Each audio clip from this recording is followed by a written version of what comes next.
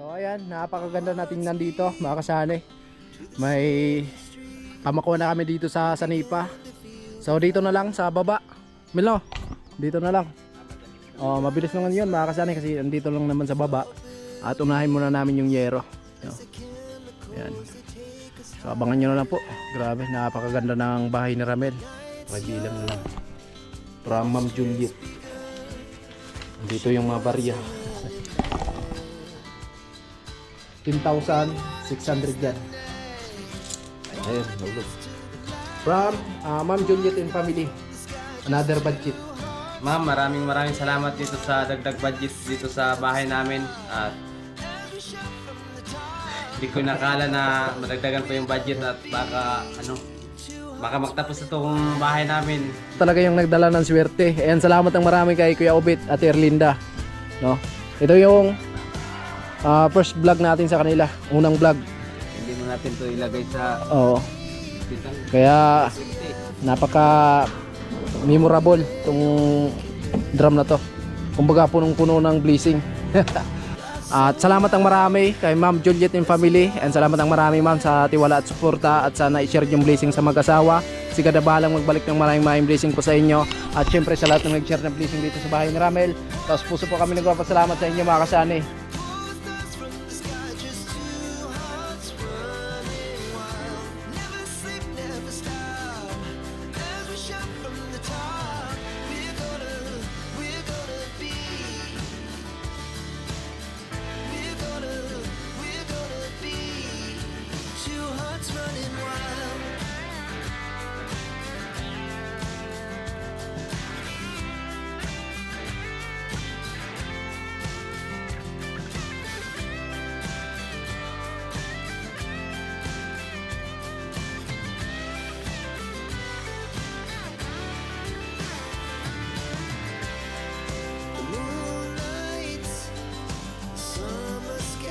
Yo, magandang hapon mga kasani. At ngayong araw po ay hindi tayo nakagawa dito sa bahay ni Ramel dahil napakalakas ng ulan kanina mga kasani.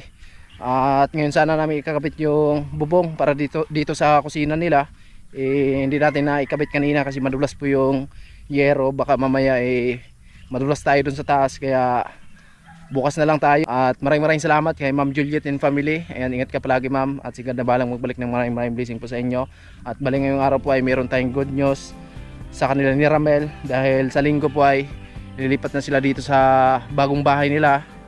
At syempre bago ang lahat, kailangan namin pipinisin yung loob ng bahay ni Ramel, no? So sabi ng sponsor, paplasteringan namin, tapos pinturahan at lagyan ng linoleum. Kaya abangan nyo mga kasani kasi may good news tayo para sa kanila, no? So ayan, shoutout po kay Kuya Obit at Erlinda and Kuya Bros, kay Kuya Kim family, Kuya Rolando Inatihilin, Paring Ruben, Paring Kabalin, Sir Gary Tisoy, Ma'am Lucky Lady, ayan, kay Ma'am na ay nagpapakilala.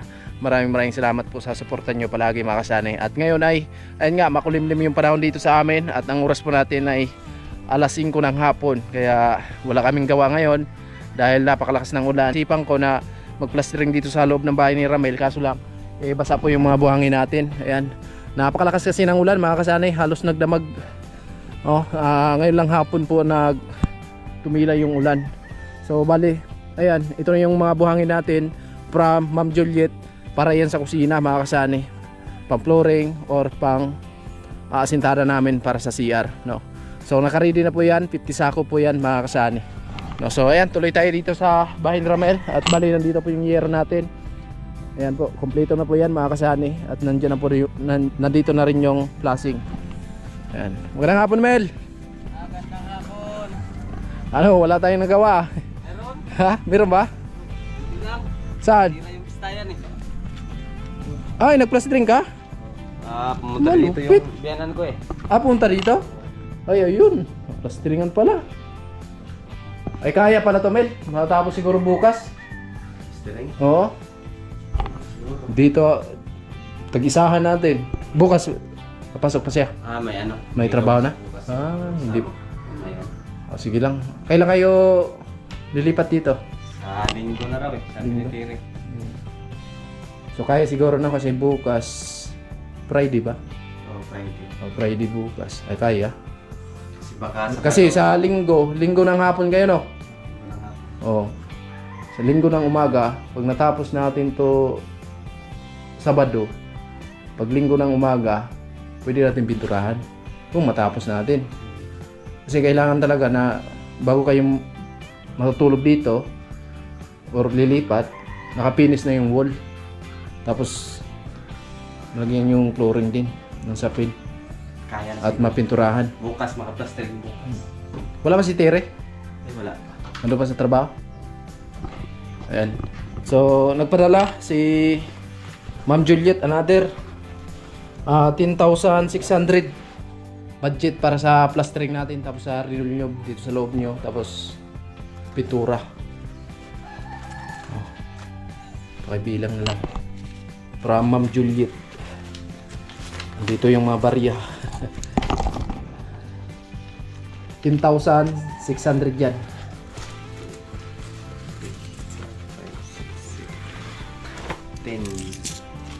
600. Ayun, hulog. From Ma'am Juliet and family. Another budget. Ma'am, maraming salamat dito sa dagdag budget dito sa bahay namin at hindi ko nakala na madagdagan pa yung budget at baka magtapos itong bahay namin dahil sa inyo ni Kuya Obit, sa iyo po Ma'am Juliet at sa iba pang nagbigay ng blessing dito sa bahay namin. Maraming salamat talaga sa inyo. Dahil kung wala kayo, wala tanong bahay ito. Pangarap na bahay namin, wala ito kung wala kayo. Diba? So, sip na kayo dito, no? Kung makalipat na kayo. So, ganoon na lang. Ang budget na yan, bilhin natin ng materials para dito sa pagpinis sa loob ng bahay ninyo, pintura, tapos linoleum. Kasi sabi ni Ma'am Juliet, bago kayo lilipat dito, yung pinis na talaga yung loob. Kumbaga hindi na madumi tingnan. Yung makinis na talaga siya at may kulay. Diba? Kaya to. Oh. Ayan, salamat ang marami Ma'am Juliet and family, and salamat ma'am sa tiwala at suporta. At kanina pala, ayan, nagplastering pala sila Ramel. Kasama yung biyanan niya. At hindi ako nakapunta kanina kasi malakas yung ulan, mga kasani. Yan, pati pala dito, okay na din. Mahinto lang yun, nasira yung style. Nasira yung pistayan? Basta yung O, bibili tayo basta bukas. yung buhangin. Oo. Ayan, okay na pala dito. Pintura na lang. Pinturahan na lang to. Anong magandang kulay, Mel? Yung gusto mo? Iwan ko lang kay Tiris. Oo, pag-usapan nyo kung ano yung kulay na gusto. Ayan, pinturahan na to. Gulungan na lang. Ayun na, okay na wala. Bukas, makapag-plastering kami. Pag umulan bukas, dito na lang tayo, no? Pag walang ulan, bubugan na natin. Oo, bubugan muna natin to para... Nandyanan ko, makasabado dito. Oo. Para hindi na maputik dito sa loob, mga kasani. Kumbaga, bukas kung maganda yung panahon, kakabit namin yung yero dito. Ayun po, yero na lang po yung kulang dyan. Para sa ganun po ay kahit na umulan or mainit, so pwede kami gumawa dito. No, at hindi na magputik dito sa kusina ni Ramel. Ayun po. So saglit lang naman yan, mga kasani, pagkabit ng yero. Tapos pwede kami magawa dito. Kasi madaliin namin ito, mga kasani, dahil lilipat na sila dito. Tapos yung mga lagyanan ng gamit nila ni Ramel, mga sako lang yung lagyanan nyo, Mel, ha? Sako lang yung lagyanan lang ng gamit, mga kasani. Oo. Di ba mabili? Baka na lang po, mga kasani. Ayan po. So ayan, napakaganda nating nandito, mga kasani. May pamakuha na kami dito sa Sanipa. So dito na lang sa baba, Milo, dito na lang. Mabilis lang yun, mga kasani, kasi andito lang naman sa baba. At unahin muna namin yung yero, no? Ayan. So abangan nyo na lang po. Grabe, napakaganda ng bahay ni Ramel. Grabe, pang mayaman. Pang mayaman yung design. Grabe. Lapit lalo na kung maplasteringan to lahat dito, no? Tapos malagyan ng kulay. Anong magandang kulay, Mel? Sa Itiri. Ang sa akin, kung gusto nyo, maganda yung hindi gaano gray. Ang pinaka-gray niyo yung yung poste. Tapos dito sa wall, hindi gaano gray talaga. Kumbaga din siya. Medyo puti din ba? Konti. Tapos gray yung dito, poste niyo. Grabe ang ganda. Saan? Diba? So bukas abangan nyo lang po. Dahil kabit namin yung yero dito mga kasani. Ayan. So yung mga yero na yan, hindi po yan yung mga bago, no? Mga luma po yan. So nandun po yung mga bago namin na nabili. Yan, salamat ng marami kay Ma'am Juliet and family. Yan, grabe ma'am. Talagang napakasaya ni Ramel. Siyempre ang mag-asawa nang dahil yan nga, nagkaroon na sila ng magandang bahay nang dahil po sa mga nag-share na blessing sa kanila. So ito, matatakpan naman to mga kasani. Kasi kung sakali na maka-plastering tayo dito, plasteringan na lang namin to. Lalo na pag na-finish yung bintana. Ganda na siya tingnan.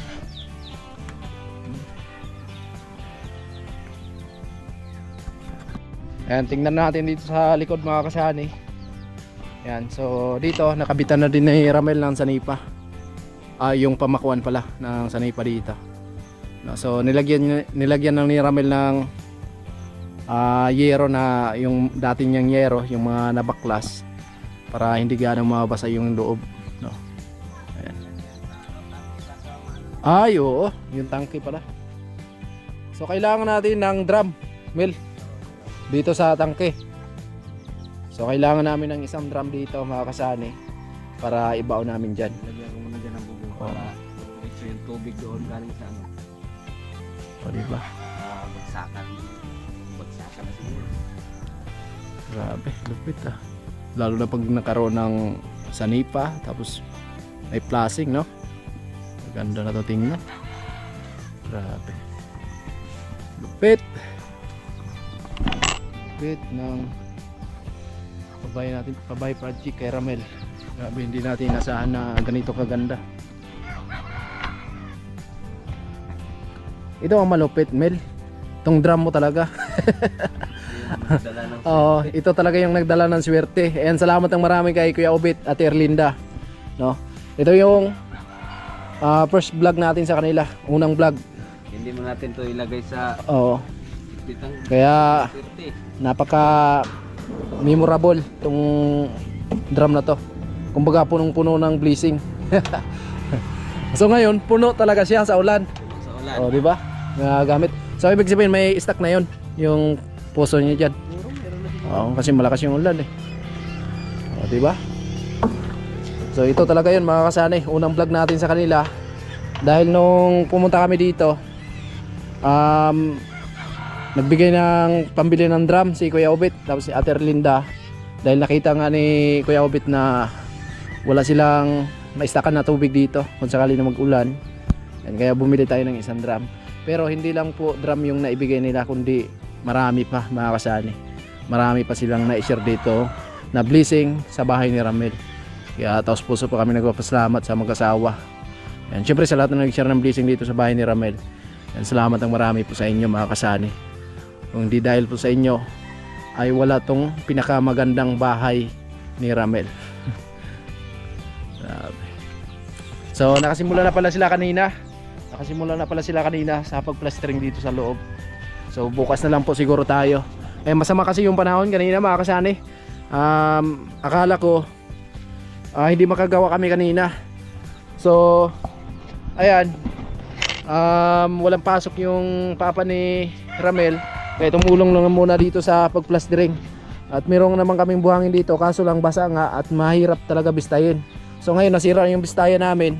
Kaya bukas bibili po tayo ng bago para tuloy-tuloy yung pagbistay namin dito. Kaya abangan na lang po bukas, no? Bukas na lang po kami gagawa dito mga kasani. At tatakpan ni Ramel yung buhangin mga kasani para kung umulan ay hindi mabasa na naman, kasi mahirap bistayin pag basa. Ito yung bago nating yero.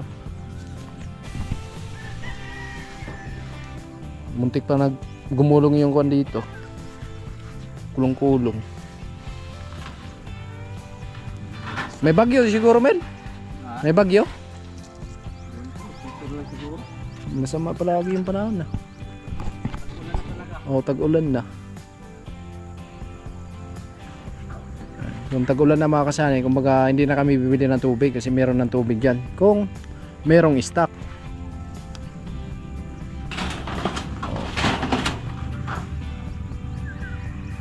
Mahirap bistahin pag basa, no?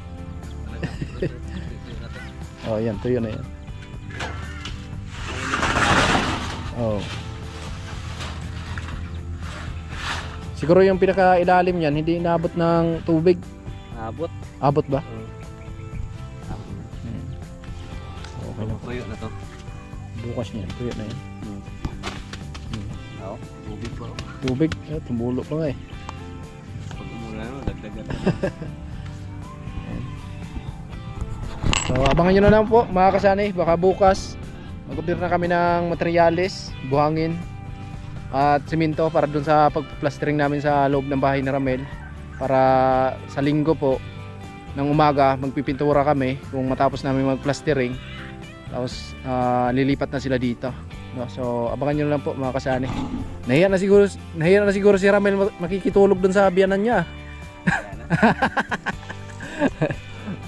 Kaya lipat na daw sila mga kasani.